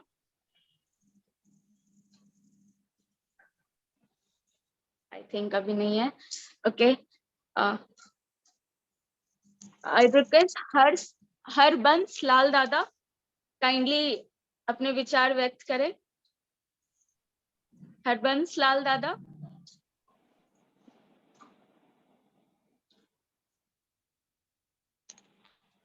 आई थिंक ये भी अवेलेबल नहीं है अभी। ओके, सुमिता पंकज दीदी। सुमिता पंकज दीदी, क्या आप हमें सुन पा रहे हैं? ओके, स्वर्णलता अरोरा दीदी। नमस्कार दीदी, काइंडली आप अपने विचार व्यक्त करें। जरूर। 2 मिनट दीदी। हाँ जी। दादा, हमारे डिस्कशन में बहुत सारे नए टॉपिक्स आते हैं, जैसे कि हरानंद दादा ने ही दो बहुत अच्छा टॉपिक अपने विचार व्यक्त करने के क्रम में हमें दे दिया। एक मैरिज टॉपिक हम जरूर लेंगे अपने नेक्स्ट डिस्कशन में। जो प्रॉब्लम्स आ रहे हैं मैरिज को, या कैसे बेहतर एक जो विवाह व्यवस्था है उसको निभाया जाए, और साथ ही साथ जो कॉन्फ्लिक्ट ऑफ इंटरेस्ट होता है, जैसे कि दादा ने बोला कि आजकल का जो न्यू जनरेशन, और हम भी जब छोटे थे ये सारे कॉन्फ्लिक्ट्स आते थे। जब कल्पना चावला का देखा तो एस्ट्रोनॉमी में इंटरेस्ट आने लग गया, लेकिन सिर्फ इंटरेस्ट आना और एक तो कंफर्म पता चलना कि ये वाकई बहुत डीप लेवल ऑफ इंटरेस्ट है, ये पता चलना। दूसरा, साथ ही साथ एक प्लेटफॉर्म मिलना चाहिए जहां हम इस चीज को एक्सप्लोर कर सके, क्योंकि हम सिर्फ पर्सन को देख के इंस्पायर होते हैं रादर देन द सब्जेक्ट। हम उसके ग्लैमर को, उसके जैसे कि दीदी ने भी कहा कि उसके पद प्रतिष्ठा, उसका जो रिस्पेक्ट है समाज में, इससे भी कई बार देख के हम लोग अट्रैक्ट होते हैं रादर देन क्या सब्जेक्ट है, सब्जेक्ट की कितनी गहराई तक जाना है। तो कई बार होता है कि हम जब छोटे होते हैं तो उनके पर्सनालिटी को देख के इंटरेस्ट लेते हैं और उस सब्जेक्ट में चले जाते हैं। बाद में जब हायर लेवल ऑफ स्टडीज आता है उस particular subject, for example physics ही ले हम लोग, तब उसके जो कॉम्प्लेक्सिटीज आते हैं, कंसेप्ट्स आते हैं, वो जब समझ में नहीं आता है तो हम लोग क्लूलेस हो जाते हैं कि पसंद तो आ रहा था लेकिन दूर से आ रहा था, लेकिन जब हम अंदर गए तो पता चला बहुत टफ है, हो नहीं पा रहा है, क्योंकि हम विषय में ना जाके पर्सनालिटी पे जाते हैं। तो ये भी टॉपिक हम ले सकते हैं अपने नेक्स्ट डिस्कशन में। नाउ आई रिक्वेस्ट स्वर्णलता दीदी काइंडली। नमस्कार सभी को बहुत बहुत कॉन्ग्रेचुलेशन। लेडीज के लिए बहुत गौरवान्वित है सभी कुछ जो आज का जो कल का हुआ है प्रोग्राम। तो आज जो हमारा टॉपिक लिया गया है, तो रूट लेवल पे जो जैसे लेडीज के लिए अभी मीरा दीदी ने भी बात की है, मुझे बहुत अच्छा लगा कि उन्होंने कहा कि फैमिली को देखते हुए, अपने परिवार को चलाते हुए, बच्चों को देखते हुए हमें सब कुछ करना चाहिए। तो ये तो है कि सेल्फ डिपेंडेंट होना बहुत अच्छी बात है, होना चाहिए, हर फील्ड में होना चाहिए, और सेल्फ कॉन्फिडेंस होना बहुत जरूरी है। मैं भी बहुत छोटी एज से, जब मेरी बहुत छोटी उम्र में शादी हुई तो मैं भी बहुत ज्यादा इतनी ज्यादा इंटेलेक्चुअल नहीं थी। तो मुझे भी बहुत ज्यादा मतलब कहीं पे भी बात करने में, पड़ोस में या किसी के साथ बात करने में इतना ज्यादा वो नहीं दिया जाता था, परमिशन दी जाती थी भाई फैमिली में ही रहना है, फैमिली तक ही रहना है। लेकिन मैंने धीरे धीरे अपना कॉन्फिडेंस जैसे बढ़ाया, मैं लिटरेचर कुछ ना कुछ पढ़ती रहती थी घर में ही, तो उससे क्या धीरे धीरे मेरा कॉन्फिडेंस भी बढ़ता गया। फिर जब आनंद मार्ग से जुड़े साधना पद्धति सीखी तो उससे और थोड़ा थोड़ा बढ़ता चला गया। तो एक टाइम वो था कि साथ में पड़ोस से भी बात नहीं करने की वो थी, परमिशन नहीं थी। और एक टाइम ये है कि मैं एक पब्लिक प्लेस पे खड़ी होके जो खाना बांटती हूँ या जो भी करती हूँ, तो ये अपने कॉन्फिडेंस ही है। तो मुझे लगता है कि महिलाओं को अपना कॉन्फिडेंस नहीं खत्म करना चाहिए, उन्हें हमेशा अपने आप में अपने आप को आगे बढ़ाने के लिए हर कोशिश जो है वो करती रहनी चाहिए, क्योंकि फैमिली को छोड़ के कभी भी आप सक्सेस नहीं हो सकते। अगर मैं ये बुरी बात नहीं है लेकिन अच्छी बात भी नहीं है कि हम देखते हैं कि आनंद मार्ग में सभी ने बाबा को रियलाइज किया जो बहुत पुराने मार्गी हैं, लेकिन खुद तो आते हैं लेकिन फैमिली बच्चे साथ नहीं होते। मतलब कोई बहुत कम लोग होते हैं जो लेके आते हैं। तो मुझे लगता है कि अगर कोशिश की जाए, ज्यादा नहीं तो थोड़ी थोड़ी कोशिश करके भी हम बच्चों को इंस्पायर करके अगर अपने साथ से लाएंगे, बच्चों में लड़कियां भी हैं लड़के भी हैं, तो तभी तो उनका कॉन्फिडेंस बढ़ेगा। तभी जब वो साधना पद्धति में आगे ही नहीं बढ़ेंगे तो वो क्या करेंगे। मुझे नहीं लगता कुछ कर सकते, क्योंकि जो आज की ये जो चल रही है मीडिया पद्धति चल रही है, इसके फायदे भी हैं और नुकसान भी। तो जो बच्चे हैं ज्यादातर हर समय मोबाइल में रहते हैं, हर फैमिली में रहते हैं बच्चे, ये नहीं कि हमारी फैमिली में रहते हैं। लेकिन फिर भी मुझे लगता है कि अगर मदर मदरसा है, मदर साइंटिस्ट है, मदर डॉक्टर है, मदर टीचर है, तो जिस भी फील्ड में है अगर वो कोशिश करे तो बच्चा जरूर अपने साथ बच्चे को चला सकते हैं। लेकिन उसका स्पिरिचुअल बेस होना बहुत जरूरी है। जो हमने इस रियलाइज कर लिया है तो कम से कम हम खुद तो करें ही, अपने परिवार को करें, अपने पड़ोस में करें, अपने आसपास जो भी है, तो हम सभी पे अपनी कोशिश करें। तो अब मेरे में इतना धीरे धीरे कॉन्फिडेंस बढ़ा कि जब मैंने अपने आप को जाना, अपने आप को पहचाना, जो बाबा ने थॉट दिया है मैं हूँ, अपने आप की जब पहचान आती है इंसान पे, तो वो कुछ भी करने को आगे आ जाता है। और मुझे लगता है कि वो परम पुरुष ने भी, बाबा ने भी कहा है कि तुम एक कदम चलो, मैं 10 कदम तुम्हारे साथ हूँ, लेकिन पहला कदम तुम्हें उठाना है। तो वही है, अगर हम महिलाएं अगर पहला कदम जब उठाती हैं और अपने कॉन्फिडेंस के साथ उठाती हैं, तो मुझे नहीं लगता कि वो कभी पीछे हट पाएंगी, और वो हमेशा आगे बढ़ती ही चली जाएंगी, बढ़ती ही चली जाएंगी। यही मेरे को। नमस्कार। थैंक यू दीदी। दीदी बहुत अच्छे से बता रही हैं कि सिर्फ सक्सेस, करियर सक्सेस नहीं होना चाहिए, साथ ही साथ फैमिली का भी बैलेंस होना चाहिए। मतलब एक जो सक्सेसफुल लाइफ जो होता है वो सिर्फ एक सक्सेसफुल करियर से नहीं होता है, सक्सेसफुल फैमिली लाइफ से होता है, सक्सेसफुल ह्यूमन बीइंग है आप, एज ए ह्यूमन बीइंग है या नहीं, स्पिरिचुअल एस्पिरेंट है या नहीं, बहुत कुछ के मिलन से बनता है एक सक्सेसफुल लाइफ। और स्पिरिचुअल बेस हमेशा होना चाहिए, क्योंकि इंसान सबसे पहले जो उसका फॉरमोस्ट ऑब्जेक्टिव है वो जीव से शिव बनना है। तो उसके लिए ही सारी चीजें हो रही है इस दुनिया में, और उसके लिए ही हम कुछ ना कुछ एक करियर प्लान करते हैं, किसी ना किसी माध्यम से एक लाइवलीहुड लेते हैं, और साथ ही साथ सेवा करते हैं इस मानवता के लिए। तो उसको बखूबी निभाना है स्पिरिचुअल बेस बनाते हुए। थैंक यू दीदी। नाउ आई रिक्वेस्ट दीदी हमारे बीच में राजेंद्र दादा है, उनको invite। ओके, राजेंद्र दादा काइंडली अपने विचार व्यक्त करें। वेलकम दादा। थैंक यू दीदी लोग, नमस्कार दीदीज। एंड पहले तो बहुत अच्छा लगा कि आप लोग चंद्रयान के सक्सेसफुल मिशन को सेलिब्रेट करने के लिए इतना जल्दी आप लोग प्रोग्राम रखे, बिकॉज करंट टॉपिक तो करंट टॉपिक है, थोड़े दिन बाद वो बासी हो जाता है। बट सबसे उसमें जो मोटिवेटिंग फैक्टर था, मैं समझ सकता हूँ, महिलाओं की संख्या, साइंटिस्ट की संख्या, इंजीनियर्स की संख्या और क्वाइट ओवरवेलमिंग। सो बहुत अच्छा लगा, सबको अच्छा लगा कि महिलाएं इतना आगे आई हैं, जा रही हैं। It is good to celebrate this kind of achievement. हम सब जानते हैं कि it was really pride moment. हम साउथ पोल पे तो उतरने वाले पहले नेशन थे, और चांद पे पहुंचने वाले भी सॉफ्ट लैंडिंग में से फोर्थ पोजीशन थे हम लोगों का। So this is really a time to achieve. लेकिन ये बहुत कुछ बताता है हमको। यदि ये हम लोग जानते हैं हमारी सभ्यता बहुत पुरानी है और इंटेलिजेंट लोग भी हैं। यदि आप जानते ही होंगे कि यदि यूएस की इकोनॉमी चल रही है, उनके यदि साइंस प्रोग्राम चल रहे हैं, doctors, engineers, you know that a huge lot percentage of people are from India.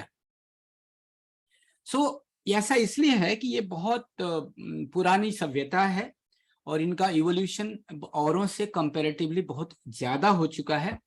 But यहीं पर एक जो दूसरा पहलू आता है कि हम कल्चर भी देखिए, अभी किसी ने बात किया कि धनी होने से कोई समृद्धि नहीं आ जाती है। ये बहुत इंपॉर्टेंट पॉइंट है। बट समाज जो है वक्त के साथ बदलता रहता है, और इसलिए आज की जो, चूंकि ये वैश्विक समाज है, तो जो बहुल जो मानसिकता है वो धन की तरफ है, इसलिए इसको हम कैपिटलिस्टिक सोसाइटी बोल रहे हैं आज के दिन में। तो ये जरूरी तो है। तो उसके लिए तो मैं ये मान के चलता हूं कि देखिए, बाबा भी बड़ा स्पष्ट शब्दों में हम लोग कितनी बार रिपीट किए हैं कि समाज जो है वो एक पक्षी है जो किसी एक पंख से तो नहीं उड़ सकता है। तो हमारी अभी दीदी ने, जामतारा वाली दीदी ने भी बोला कि एक दोनों पहिए के साथ ही तो गाड़ी चल सकती है। और ये बात मनुष्य को समझना होगा कि यदि हम सभ्यता की बात करते हैं तो 50% सभ्यता में हमारी महिलाओं का योगदान है। ये मनुष्य को एक क्षण के लिए भी भूलना नहीं चाहिए। और ये बात जो है बिल्कुल ही नहीं। और देखिए, रिएक्शन है जो आप देखते हैं ना कि आजकल एक होता है एक्शन के प्रति रिएक्शन। तो we should not be reactive, we should be responsive, ये बहुत इंपॉर्टेंट फैक्टर है। बट जब समाज इतना दबा देता है, कुचल देता है, तो मनुष्य रिएक्टिव होने के लिए मजबूर हो जाता है, ये भी सच्चाई है। तो आप देखेंगे, जैसे अभी कोई दीदी, शायद पूनम दीदी बोल रही थी कि डाइवोर्स के लिए आजकल लड़के ही नहीं, लड़कियां भी बिल्कुल फ्रंट में आती हैं। और एक बात हमको हमेशा याद रखना चाहिए कि this is because of their self respect, they are understanding कि, और आज ये देखिए पूरा समाज भी आजकल इतना धीरे धीरे, तो पढ़ा लिखा समाज, कम से कम जो इंडस्ट्रियल समाज है, वो तो समझ में आने लगा है कि महिलाओं का बराबर योगदान होना चाहिए। परंतु कोई अपना जो हक है, जो अपना सुख है, वो छोड़ने के लिए तैयार नहीं है, ये भी सच्चाई है। और हम अपनी दीदियों को, जो प्रबुद्ध दीदियां हैं, प्रखर दीदियां हैं, इनको ये बात बिल्कुल समझनी होगी। 2-4 महिलाओं के आगे बढ़ जाने से हमारा काम बिल्कुल खत्म नहीं होता है, और उससे हमको संतुष्ट नहीं होना। बट यस, सबको मोटिवेट करने के लिए हमको सेलिब्रेट करते चलना है। Every point we should celebrate in life. तो ये जो बट ये एक एक स्टेप करके ही आगे जाया जा सकता है, सडनली बिल्कुल आगे नहीं जाया जा सकता, because that will be but एक और बात बाबा कहते हैं, वी शुड ऑल, बिकॉज हमारे तो गार्जियन बाबा ही हैं, तो उनकी बात पे चला जाए। बाबा कहते हैं कि सॉरी, जिस वीक मोमेंट पे महिलाओं ने सब कुछ अपना मर्दों को सौंप दिया था, आज वक्त आ गया है कि उन्हें अपनी रिस्पॉन्सिबिलिटी समझते हुए उनको उनका हक देना चाहिए। It is not that they will snatch, it is the duty of male members to give their due back, and that should be with respect. यहां मुझे अभी कोई दीदी बोल रही थी कि देखिए, आज के दिन में, फिर मैं बोल रहा हूं, आज के वैश्विक युग में इकोनॉमिक का बहुत महत्व है। मैं तो ये मान के चलता हूं कि आज के समाज में हमको जो 2 सदविप्र दिखते हैं, मैं तो 2 ही का नाम लेता हूं। एक तो सुभाष चंद्र बोस थे, वो सभी हम लोग जानते हैं, और दूसरे आज के जो ऐसे व्यक्ति थे, वो है हमारे एपीजे अब्दुल कलाम।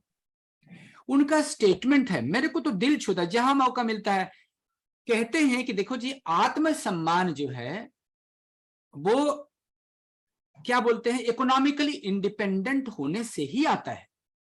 आज आत्मसम्मान वहीं से आता है, और वही आपको मुखर होने के लिए आत्मबल देता है, और ये सब सच्चाई है समाज की। इसीलिए हाँ, ये बात सही है कि समृद्धि में जो है संतुष्ट होने का ज्यादा प्रोविजन है, जबकि धनी होना बिल्कुल ही अलग बात है। I mean you can say that, हमारा आपने देखा होगा, हमारे भाटे पे महिलाएं काम करती हैं, पूरा गीत गाना गाते हुए जाती हैं, उनको क्या मिलता है? और वहीं हमारे पास हम करोड़पति लोग बैठे हुए हैं, बट आप खुद ही थोड़ा अपने अंदर झांकिए ना कि दिन में कितनी बार आप मुस्कुरा पाते हैं या हंस पाते हैं। So we are talking of समृद्धि, और प्रभु जो है समृद्धि का रास्ता है, बट उसमें of course economy has its important lesson. और अबला किसी ने, अबला तो नारी आज है ही नहीं, लेकिन पढ़ी लिखी नारी अबला है नहीं है। आज बहुत ऐसी नारियां हैं जिसकी मेरी दीदी जो है वो बात कर रही थी कि हम कम से, देखिए कोई काम छोटा बड़ा नहीं होता है, हम जो कुछ भी कर सकते हैं उनके लिए, जैसे दीदी ने बोला मैं बच्चियों को जाके पढ़ा देना, हम कोई ना कोई ऐसा स्टेप लें जिससे कि लगे कि हाँ, हम उनके लिए कुछ कर रहे हैं। सो देखिए, एक और बात मन में आ रही है कि देखिए, जब भी मौका मिला है, मैं ये कहना चाहता हूं कि आप महिलाओं पे एहसान नहीं कर रहे हैं। उनको जो भी मौका, जब भी उनको मौका दिया गया है, सर्कमस्टांसेस दिए गए हैं, they have proved them much superior. I must say, not equal, but superior. You can take an example of the positions in 10th standard, any board across, in 12th standard, any board across. But why later they get back? ये बहुत सामाजिक मसला है, और इस पे सोचने की जरूरत है, और ये एक टॉपिक बन सकता है। जब हमारी बेटियां जो है, जब 10th 12th तक सबसे आगे रहती हैं, तो बाद में पिछड़ क्यों जाती हैं? What are the factors behind that? There are so many social factors behind that. किसी दिन बोलते देखिए, कोऑर्डिनेटेड कोऑपरेशन बहुत अच्छी बात है, कोऑर्डिनेटेड कोऑपरेशन तो होना ही चाहिए, बट ये हमेशा सजग रहना चाहिए कि मेरा कहीं शोषण तो नहीं हो रहा है। ये बहुत सच्चाई है। देखिए, आज समाज ऐसा है, और बायोलॉजिकल रिक्वायरमेंट्स भी ऐसी होती हैं, जैसे कोई माँ जब बन जाती हैं महिलाएं, तो जब दोनों नौकरी करते रहते हैं, I have many examples of my friends also, तो नौकरी छोड़ता कौन है? महिला ही छोड़ती है, जेंट्स नहीं छोड़ता है। उसमें कोई बुरी बात नहीं है, but that sacrifice of the woman must be respected by the male member of that family. That is very important. अरे भाई, हम तो कहते हैं यदि प्यार मोहब्बत है ना, जिसको सचमुच मोहब्बत कहते हैं, प्यार कहते हैं, प्यार is nothing but sacrifice, unconditional sacrifice, respect for each other. तो एक झुग्गी झोपड़ी में भी लोग बहुत आराम से रहते हैं, जरूरी नहीं है बहुत धन हो। बेसिक मिनिमम रिक्वायरमेंट्स, इसीलिए बाबा गारंटी कहते हैं कि यदि बेसिक मिनिमम रिक्वायरमेंट्स की गारंटी है तो वो मनुष्य के ऊपर डिपेंड करता है कि वो खुश रहना चाहता है कि नहीं रहना चाहता है। तो इसीलिए ये बहुत इंपॉर्टेंट पहलू है, और हम लोगों को समृद्धि की तरफ बढ़ना है। ये बहुत एक समय था जब महिलाएं जो है घर में काम करती थी और पुरुष बाहर काम करते थे, ये था ऐसा जमाना। But you can imagine those respect. हमारे सबसे बुजुर्ग हमारे प्रद्युमन दादा हैं, आई मीन वो रेस्पेक्ट आज की महिलाएं, मैं तो बोलूंगा कि I don't know, I must not make any statement, but वो शायद रेस्पेक्ट, अरे भाई वो तो मैं कहता हूं ना कि यदि आप आदर देते हो ना, रेस्पेक्ट देते हो, so they have a very strong spiritual quality, वो है संवेदनशीलता। ये स्पिरिचुअल क्वालिटी है। हम जब मन एक्सपैंड होता है तो हम बोलते हैं कि बहुत संवेदनशील है, हमारे एंगल ऑफ विजन बढ़ रहा है, हम दूसरों को दुख को अपना दुख समझ रहे हैं। महिलाओं में ऑलरेडी रहता है, उनके पास बहुत स्पिरिचुअल क्वालिटीज हैं, जिसको कोई दीदी कह रही थी कि ये वीकनेस नहीं है, sentimentality is not the weakness, it's a wonderful spiritual quality provided it is directed in positive direction. ये सब सच्चाई है। और सेल्फ रेस्पेक्ट, बट ये हमेशा याद रखना है, 1% लोगों को देखिए, हमको बहुत दूर अभी जाना है, ये हमारे सभी बहनों को समझना पड़ेगा, ये सभी समाज के बनाने वालों को समझना पड़ेगा कि ये यात्रा इतनी आसान नहीं है, हर पग पे संघर्ष है। बट उसमें सबसे ये काम आसान होगा यदि पुरुष लोग जो हैं अपनी जिम्मेवारी को समझें कि what is their duty. So with these few points were coming to my, yes, one more point I wanted to say. Some दीदी, probably my भारती राज दीदी, I respect, एक point आपका मुझे कभी नहीं भूलता है, वो ये है कि ये कहाँ से शुरू होगा? ये महिलाएं ही शुरू कर सकती हैं, अपने घर से शुरू कर सकती हैं। अरे आज वो समाज गया, जैसा हमने ऑलरेडी बता चुका हूं। आज जब आप किचन में जाती हैं तो आप बेटी को ही क्यों बुलाती हैं? बेटे को क्यों नहीं बुलाती हैं किचन में? I mean this is not to blame anybody. भाई अपने आप को प्रिपेयर करना पड़ेगा, क्योंकि आज वो बच्चा यदि मान लीजिए कि दोनों यदि पढ़े लिखे और नौकरी लग गई, आप समझती कितनी परेशानी होती है, ये कितना सुख का अनुभव होता है एक मनुष्य को यदि उसको खाना बनाने आता है, एक मिल मेंबर को, तो वो कहीं भी अकेले भी स्वतंत्र रहता है। आप उसका भलाई कर रहे हैं, आप महिला को सशक्तिकरण नहीं कर रही हैं, केवल आप उस व्यक्ति का भी सशक्तिकरण कर रही हैं। तो ये जो समाज के जो कोड है, मेंटल कोड है, उसको निकालना बहुत जरूरी है, और इसमें किसी का शोषण नहीं है, आज की रिक्वायरमेंट है। दूसरा मैं कहना चाह रहा था, दीदी ने एजुकेशन की बात कही, तो देखिए आनंद मार्ग का जो न्यू ह्यूमनिस्टिक एजुकेशन है बहुत क्लियर है दीदी, कि इसमें केवल 2 के ही प्रधानता रहती है। एक है साइकोलॉजिस्ट की, बहुत इंपॉर्टेंट है, मनोवैज्ञानिक लोगों की, और दूसरा है एजुकेशनिस्ट की। क्योंकि अभी कुछ दीदियों ने कहा कि दादा ने भी कहा कि हम चाहते हैं कभी ये फूल बनेंगे, कभी वो फूल बनेंगे। ये सच्चाई है, ये हमारी शिक्षा पद्धति की कमी की वजह से है। हमारी शिक्षा पद्धति में प्राइमरी से लेकर के जहां तक एटलीस्ट 12th स्टैंडर्ड तक बच्चे will be under the scanner. आज क्या होता है, जो पढ़े लिखे, आप लोग भी जानते होंगे, जो पढ़े लिखे लोग हैं, बच्चों को 10th के पास लोग जाते हैं किसी, आजकल डेटा बैंक है आईक्यू कैलकुलेट करने के लिए, इसका इंक्लिनेशन किधर होगा, ये इंजीनियर बनेगा कि डॉक्टर बनेगा। अरे भाई ये तो बहुत देर हो गई है उसको तो उसमें लोग कुछ डेटा बैंक भरवाते हैं और दे प्रूव कि ये जो है इसका आइंस्टीन के साथ मैच करता है मानसिकता, तो इसको साइंटिस्ट बन सकता है, और या तो ये किसी डॉक्टर मेडिकल में जा सकता है। तो ये चीजें न्यू ह्यूमनिस्टिक एजुकेशन में प्राइमरी स्कूल से हैं। और आपके सारा डेटा बैंक, आज तो मैं कहता हूं technology has made our life easy, कि ये व्यक्ति का इंक्लिनेशन दिखने लगता है बचपन से ही, लेकिन आज भी हमने मोटा मोटी देखिए, हमको बायोलॉजी नहीं आती है और चूंकि मेरी माँ डॉक्टर है तो बोलते कि नहीं बेटे को डॉक्टर होना चाहिए। आई मीन दिस इज फूलिशनेस। तो ये जो परेशानी है माँ बाप की बिल्कुल नहीं रहेगी, ये एजुकेशन की परेशानी है। वो डिसाइड करेंगे कि इस बच्चे में इंक्लिनेशन किधर है और इसको क्या बनना है। और आज तो समाज इतना ओपन हो गया है कि कोई भी क्वालिटी यदि आप में है, you can be successful in that life, और आप अपनी लाइफ को बहुत अच्छे से जी सकते हैं इस समाज में। So thank you very much. I think I have taken lot of time. नमस्कार दीदी, thank you so much. Thank you दादा। दादा ने बहुत अच्छे से अपने विचार व्यक्त किए।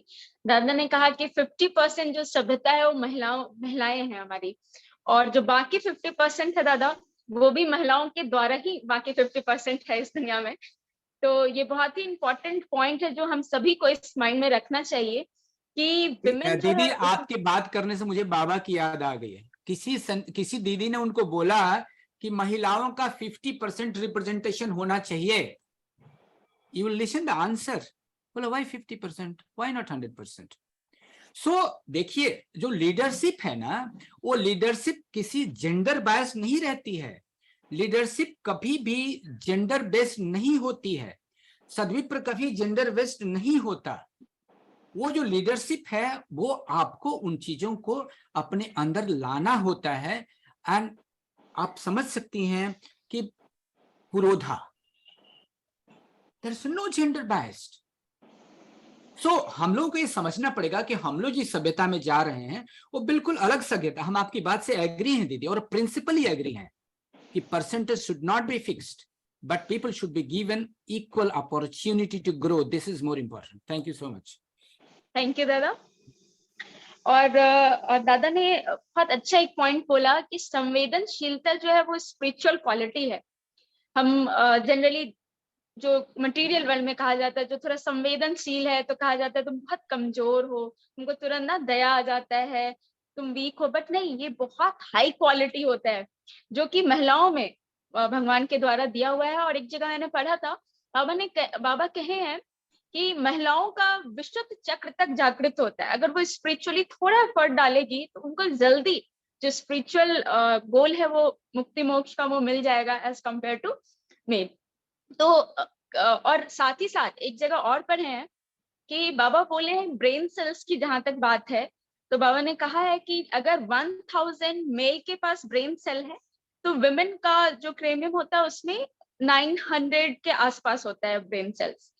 बट बाबा आगे भी बोलते हैं लेकिन जो मेल होते हैं वो सारा यूज नहीं करते हैं, बहुत कम ही यूज करते हैं, और कई बार फीमेल्स ज्यादा यूज कर लेती है। इसलिए हम देखते हैं प्राय दादा ने एग्जाम्पल भी दिया कि 10th क्लास 12th क्लास में हम देखते हैं कि लड़कियां ज्यादा पास हो रही हैं, ज्यादा हाई परसेंटेज मार्क्स ला रही हैं, बिकॉज सिर्फ आपके पास होना काफी नहीं होता है, आप उसको कितना यूटिलाइज करते हैं वो मैटर करता है।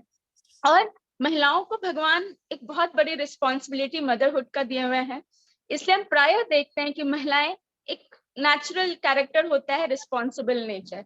तो इसीलिए हम देखते हैं कि जब भी महिलाएं किसी फील्ड में जाती हैं, क्योंकि उनका एक क्वालिटी रिस्पॉन्सिबलनेस का होता है, तो वो ज्यादा एक्सेल करती हैं, क्योंकि वो बाकी मेल मेंबर्स उसको उतना रिस्पॉन्सिबिलिटी नहीं लेते हैं जितना एक वुमेन लेती है। और साथ ही साथ हमने मिसेस रितु जो साइंटिस्ट है हमारी, उनका भी देखा है कि उनकी दो बच्चे थे, उनको संभालते हुए घर और करियर दोनों को बैलेंस करते हुए मल्टीटास्किंग होती है। थैंक यू दादा। और मेरे दिमाग में एक सोल्यूशन आ रहा है कि जैसे हम बिहार गवर्नमेंट में ही देखते हैं कि जब से बच्चियों को बाइसाइकिल्स मिलने लगा है स्कूल जाने के लिए, बच्चियां ज्यादा पढ़ना शुरू कर दी हैं। साथ ही साथ हम देख रहे हैं रिजर्वेशन सिस्टम दिया हुआ है पंचायती राज इंस्टीट्यूशन में 50%, इससे वुमेन का एम्पावरमेंट हो रहा है, क्योंकि कहीं ना कहीं वो सोशल लीडरशिप में आ रही है, और साथ ही साथ उनका इकोनॉमिक एम्पावरमेंट भी हो रहा है, तो धीरे धीरे उनका सोशल एम्पावरमेंट भी हो रहा है। साथ ही साथ रिजर्वेशन देख रहे हैं हम 33% के अराउंड डिफरेंट गवर्नमेंट जॉब्स में। तो ये सब एक सोल्यूशन है कि ये जो हम डिस्पैरिटी देख रहे हैं हैव और हैव नॉट्स ऑफ वुमेन का, वो हम इन सब रूल से, इन सब माध्यमों से हम उस गैप को कम कर सकते हैं। और बाबा एक बहुत बेस्ट सोल्यूशन दिए हैं कि अगर free education for women to all around the globe कर दिया जाए तो ये जो डिस्पैरिटीज है पूरी कंप्लीटली खत्म हो जाएगा। थैंक यू दादा। नाउ आई रिक्वेस्ट प्रद्युमन दादा काइंडली अपने विचार व्यक्त करें दादा। नमस्कार सब लोगों को। नमस्कार दादा। आज चंद्रयान 3 की सफलता से आप सब लोग खुश होकर इस परिचर्चा को रखे हुए हैं और उसमें महिलाओं की भागीदारी वास्तव में एक बड़ी अच्छी संख्या में थी। और डॉक्टर कल्पना करके डिप्टी डायरेक्टर इस प्रोजेक्ट की वो रही हैं, और जो कल खुशी का इजहार उन लोगों के चेहरे से दिख रहा था, तो वास्तव में वह संतुष्टि का एक ऐसा आनंद था लक्ष्य को पा लेने का, कि उस आनंद की कोई तुलना नहीं है। और आज मैंने फेसबुक पर तुमको नृत्य करते देखा तो मुझे इतनी खुशी हुई कि जीवन तो यही है ना, कि जिसके जीवन में नृत्य और गीत नहीं है उसका जीवन तो बड़ा सूखा है। और इतनी जिम्मेदारी को संभालते हुए तुम्हारे जीवन में यह नृत्य और गीत का जो संगम मैंने देखा तो मुझे बड़ी खुशी हुई। तो खैर चलिए, तो आज की यह परिचर्चा महिलाओं की भागीदारी को लेकर है। तो महिलाएं तो अब कहीं भी पीछे नहीं है, और उनमें जो एक चेतना का उभार आया है वो इतनी जबरदस्त है कि केवल शहर की बात तो छोड़ दीजिए, आज गांव में भी लड़कियां एक कठिन स्पर्धा को जीतने की काबिलियत जो है उसमें आ गई है। और जब मैं छोटे शहरों में, गांव में साइकिल पर जाती हुई लड़कियों को देखता हूं तो उसमें जो एक जीवन जीने की, एक अच्छे जीवन जीने की जो लालसा इतनी बलवती है कि इतनी खुशी होती है देखकर, कि लगता है कि एक चेतना का विशाल प्रवाह जो है प्रकृति ने छोड़ा है। लेकिन इसी स्तर पर हमें थोड़ा सावधान भी रहने की जरूरत है कि स्वतंत्रता और स्वच्छंदता दोनों में बहुत फर्क है। हमारी पीढ़ी स्वच्छंद नहीं हो, स्वतंत्रता का बोध उसमें रहे, लेकिन स्वच्छंदता पर एक नियंत्रण होना चाहिए। और ब्रह्म ही शिव शक्तिमय है, तो फिर महिलाओं की उपेक्षा हो ही कैसे सकती है? कौन कर सकता है? जब शिव शक्त्यात्मकं ब्रह्म है, बिना शक्ति के ब्रह्म का कोई अस्तित्व ही नहीं है। तो यह शक्ति रूपा महिला, इसकी उपेक्षा कभी हो नहीं सकती है। और एक कालखंड आया जब महिलाओं की भी मजबूरी थी, समाज की भी मजबूरी थी कि उनको पर्दे के अंदर रहने के लिए मजबूर होना पड़ा।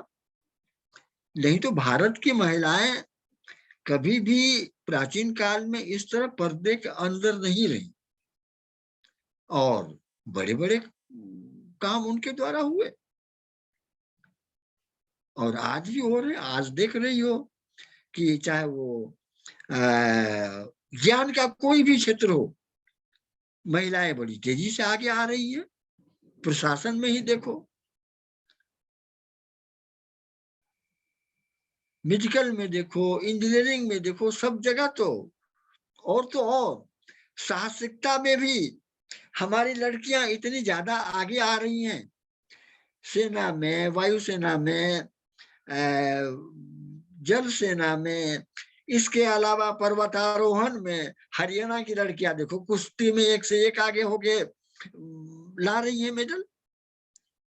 इसीलिए कहीं भी महिलाएं पीछे नहीं हैं और एक समय आ गया है कि उनमें चेतना का प्रसार हुआ है।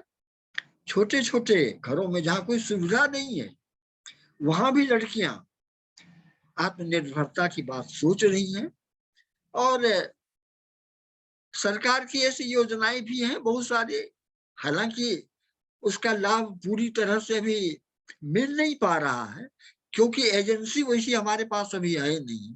उस तरह की एजेंसी हमारे पास विकसित नहीं हुई है कि जो कानून आते हैं अथवा जो सरकारी सुविधाएं दी जाती हैं उनका ठीक ठीक कार्यान्वयन हो सके। वह माध्यम जो है वह माध्यम हमारे यहाँ विकसित नहीं हुआ है और इस पर तो तुम खुद अपने अनुभव से जान सकती हो कि वह माध्यम हमारे बीच अभी पूरी तरह तैयार नहीं हो पाया है। तो इसकी एक बड़ी जरूरत है और अब महिलाओं को सहारा देने की जरूरत नहीं है। हमें तो लगता है कि कुछ वक्त के बाद महिलाएं ही पुरुषों को सहारा देंगी। तो खैर बहुत अच्छा सेशन रहा और आप सब लोगों के मैंने विचार सुने और बहुत अच्छा लगा और यह जागृति जो है वो पूरे क्षेत्र में फैलनी चाहिए। हमारे ग्रामीण क्षेत्र में भी इस जागृति को फैलना चाहिए। हालांकि गांव में भी एक चेतना की लहर पैदा हो गई है, लेकिन चेतना की लहर जब पैदा होती है ना तो उस चेतना को दिशा देना एक बड़ी जिम्मेदारी का काम है क्योंकि चेतना तो ऊर्जा है। अब वह ऊर्जा किस दिशा में जा रही है इसको मैनेज करना एक बड़ी जिम्मेदारी की बात है। इसीलिए इसको समझकर जो भी समाज में नेतृत्व दे सकते हैं तो उन्हें यह सोचना पड़ेगा कि यह जो एक चेतना का प्रवाह है और पूरे जनजीवन में आया है उसे एक सही दिशा दी जा सके और एक पॉजिटिव डायरेक्शन में इसको लाया जा सके और इस तरह से हम अपनी महिलाओं को, लड़कियों को मोटिवेट करके उसे अपने लक्ष्य को छूने में मदद कर सकते हैं। धन्यवाद। थैंक यू दादा। दादा बहुत अच्छा एक लाइन बोले कि शक्ति के बिना शिव की कल्पना करना अकल्पनीय है। और दादा बहुत बखूबी से बोले कि जो चेतना है, चेतना होना एक अच्छी बात है लेकिन उसका प्रवाह वो स्थिर रहने वाली चीज नहीं है, उसका एक हमेशा प्रवाह होता है। तो सही डायरेक्शन में प्रवाह हो इसकी जिम्मेदारी हम समाज का है। और मुझे लगता है कि इसमें आइडियोलॉजी बहुत इंपॉर्टेंट रोल करता है। फॉर एग्जाम्पल अगर हम आनंद मार्ग आइडियोलॉजी लें तो बहुत जरूरी है। कई बार हम देखते हैं कि कई महिलाएं या कई पुरुष भी करियर में बहुत ऊंची उड़ान उड़ते हैं लेकिन उनका जो चेतना का प्रवाह होता है वो सही डायरेक्शन में नहीं होता है, जिसके कारण उनमें ईगो जैसी चीज आ जाती है, सेल्फ पोजेस्ड, सेल्फ सेंटर्ड हो जाते हैं और उनके अंदर जो समाज जो भी हम प्रोफेशन चूज कर रहे हैं उसमें एक जो इम्पोर्टेंट भाव है वो मानवता की सेवा करना है। आज हमारा चंद्रयान मिशन भी है, वो भी मानवता को चांद तक ले गया है और आगे इसके एक्सप्लोरेशंस होंगे, पता चलेगा। और मुझे याद है नगीना दादा का एक किताब है, उसमें एक बाबा स्टोरी है, उसमें बाबा किसी एक दादा की त्रिकुटी को टच करते हैं और उसको कहते हैं कि तुम जाओ चांद पे जाओ और देखो वहां क्या है। तो वो दादा बोलते हैं कि बाबा यहाँ तो हम सिर्फ सोना ही सोना देख रहे हैं। तो ये एक स्टोरी था। उसके बाद फिर बाबा बोलते हैं कि अच्छा मार्स पे जाओ, वहां क्या देख रहे हो। तो वो दादा बोलते हैं कि बाबा वहां देख रहे हैं पानी देख रहे हैं। और फिर बाबा बोलते हैं कि अच्छा वीनस पे जाओ, बुध पे जाओ, वहां क्या देख रहे हो? और वहां वो दादा बोलते हैं कि बाबा यहाँ तो बहुत उन्नत किस्म के लोग हैं, जो पृथ्वी पे जो उच्च साधक है वहां पे नॉर्मल है वैसे लोग, मतलब स्पिरिचुअली एलिवेटेड लोग हैं। तो ये चीज वो स्टोरी जब पढ़े थे मेरे माइंड में था, और आज मैं सोची आप लोग के साथ शेयर करें, क्योंकि बहुत जल्द चंद्रयान 3 और भी आगे के जो एक्सप्लोरेशन होंगे, जरूर ये चीज भी सामने आएगा कि वहां पे जो है गोल्ड का जो है वहां पे एलिमेंट्स प्रेजेंट है। तो आज एट लास्ट हम मीतू दीदी को रिक्वेस्ट करेंगे, काइंडली दीदी अपने विचार व्यक्त करे कि कैसे ये जो खाई है, एक महिला जो आसमान चूम ले रही है और वही दूसरी तरफ जो महिलाएं हैं उनको जमीन भी नसीब नहीं हो पा रहा है, तो कैसे हम इस जो गैप हो रहा है इसको मिनिमाइज करें ताकि हर महिलाएं को आसमान चूमने का मौका मिल सके। Welcome. Thank you very much. बहुत सुंदर सेशन रहा है आज का, और हमारे राजेंद्र दादा ने, प्रद्युमन दादा ने, पूनम दीदी ने बहुत अच्छे से सब चीजें बताई हैं। और जो मोस्टली डिस्कशन हुआ है वो एक खाई को किस तरह से करना है, एजुकेशन पे कैसे ध्यान देना है, कैसे हम इस दौड़ को और आगे ले जाएं, इस बात के लिए है। तो इससे पहले कि मैं शुरू करूं, मैं सबको कॉन्ग्रेचुलेट करती हूँ हमारे चंद्रयान मिशन 3 का, जिसकी हम सबको बहुत ज्यादा खुशी हुई है। तो मैं जो बताना चाह रही हूँ, या मैंने जो थोड़ा बहुत स्टडी किया है, मैं कुछ स्टडी बताना चाह रही हूँ कि हाउ वुमेन बिकम साइंटिस्ट। इसमें एक जो हमारा आज का टॉपिक था, हाउ वुमेन बिकम साइंटिस्ट, एक वुमेन साइंटिस्ट कैसे बन गई। Education plays a very important role in it. Women becomes doctor also. Me too become me too. How come me too become me too? सब मीतू क्यों नहीं बन जाती हैं, या सब साइंटिस्ट क्यों नहीं बन जाती हैं? तो ये क्या रोल है इसका, वो मैं बताना चाह रही थी। देखिए, education has a very big role in it, और लेकिन आप उसको 100% क्रेडिट नहीं दे सकते। You may give the credit up to 90%, 95%, but कहीं ना कहीं एक चीज आती है, that is called X factor, या हम ये कहते हैं कुछ जेनेटिक है उसमें, there is something genetic into it. तो ये जीन्स में जब आया, ये कैसे आया? देखिए, road for women was never a straight line. There was always lot of problems with the women. हमेशा उनके साथ कोई ना कोई प्रॉब्लम रही है। एक प्रोवर्ब है, हम लोग जनरली जेंट्स कहते हैं, उनकी 30 साल हो गई, शादी हो गई, बच्चे भी सेटल हो गए, स्कूल्स में एडमिशन हो गया, they get A job also, तो दे से कि मेरी लाइफ तो अब सेटल हो गई है। But life was never settled for a women. उनको एवरीडे कोई ना कोई चैलेंज देखना पड़ता है। घर में खाना बना रही है किचन में, पता चला बेडरूम में बच्चे लड़ रहे हैं। थोड़ी देर के लिए रेस्ट करने बैठी, पता चला वो बच्चे को बाहर चोट लग गई है। बच्चे को संभाला, शाम को खाना बनाया, पति से देव आए, वो पता नहीं किस खराब मूड में आए, वो भी आके बरस पड़े।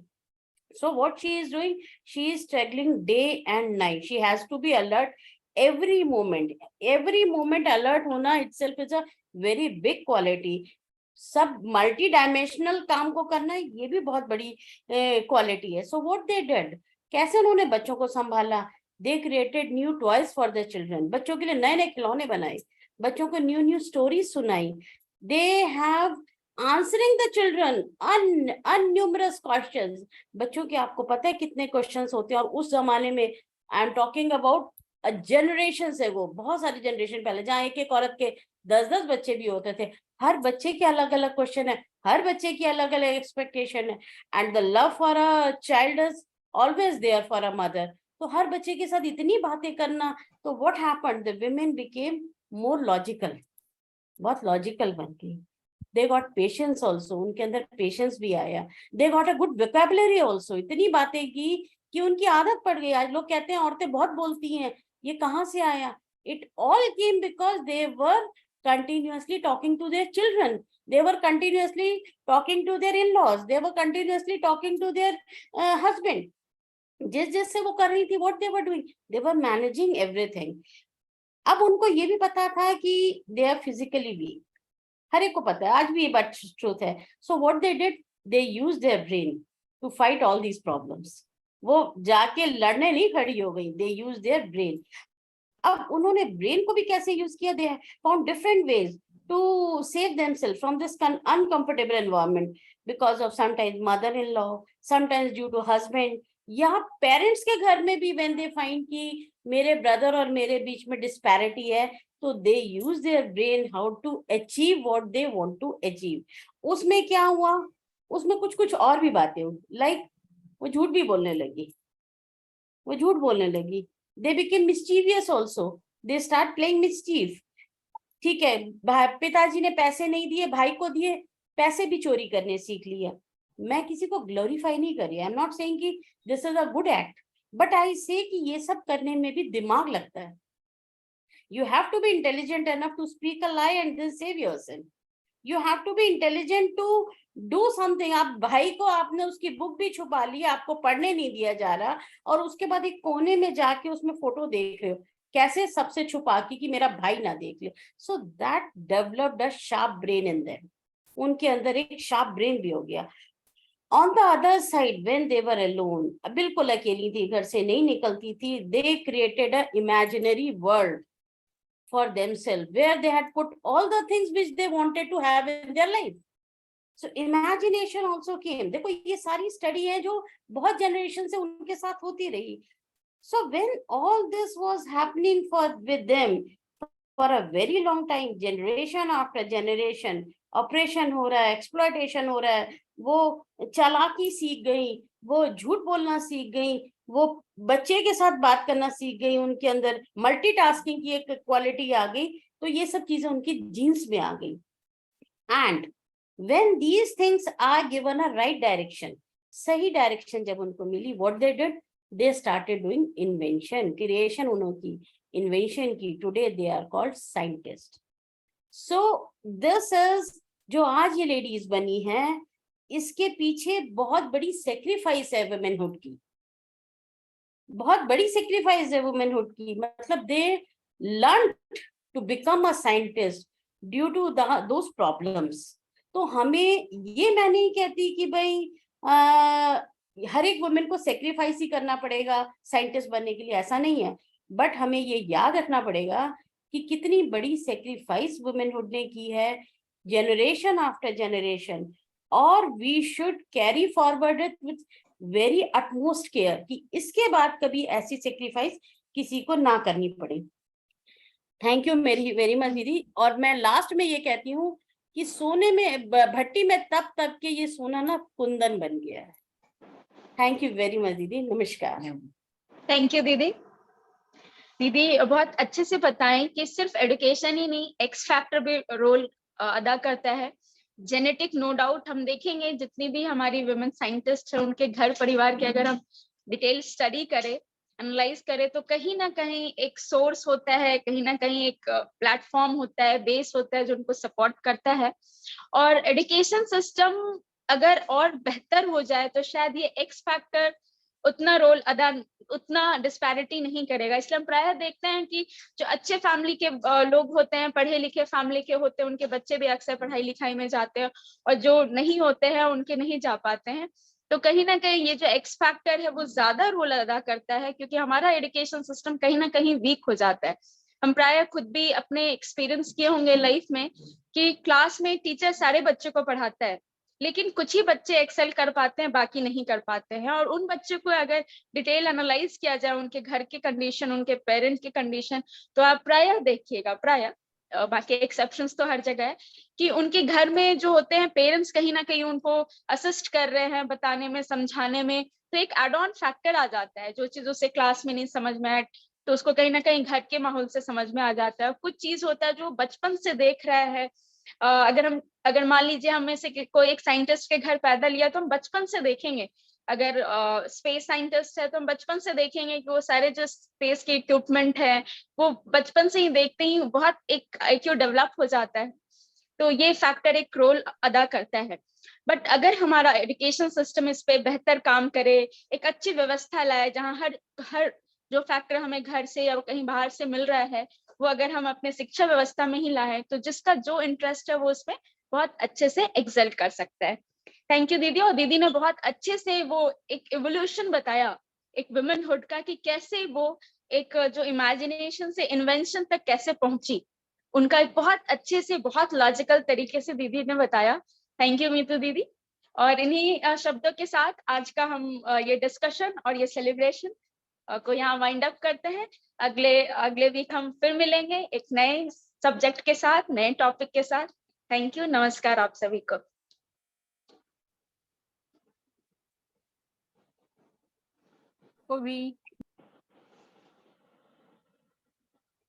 परमपिता बाबा की जय।